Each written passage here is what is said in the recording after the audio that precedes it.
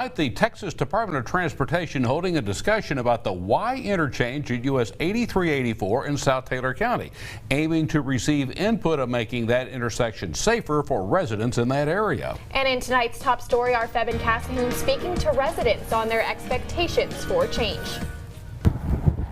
We hear the emergency vehicles on a regular basis, a routine basis, heading toward that intersection. Matt Smith has been a Tuscola resident for the last 8 years. We've seen a lot of changes of a population increase, a lot of traffic increase, but we're still on the same roads we had 8 years ago. The growth impacting transportation along US Highway 8384. The road between Tuscola and that Y has been beaten down so hard, you get a little bit of moisture on it, it turns into a skating rink. But before any kind of road engineer steps on the pavement, TxDOT is asking the public on what should be done next. I think the direction of the road is the #1 key. Changing the direction of the road, of course, making it where it's teeing directly in at a 90-degree angle, and if they'd rough the road surface up. And while Smith thinks it's an engineering issue, residents like Marilyn Faulkner believe the person behind the wheel should also take responsibility. I worry about texting and driving because I have to turn left off of 84 to get to my residence, and I always worry about people rear-ending me. Faulkner, a Tuscola resident of more than 40 years, lives about a mile away from the intersection. It's our only way to get to Abilene without going into country or whatever. We're adding acceleration and deceleration lanes,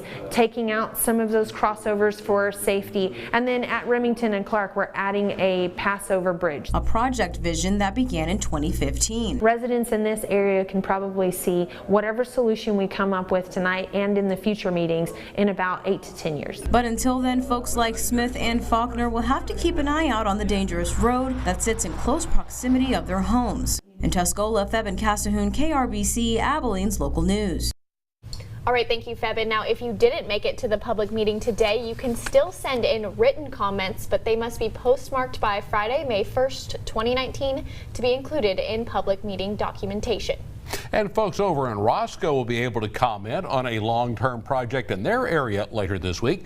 TxDOT looking at improvements for the intersection of Interstate 20 and US 84. The forum will take place this Thursday, April 18th. It'll be from 5 to 7 p.m. at the Roscoe Collegiate High School cafeteria. For more information, you can go to our website, bigcountryhomepage.com.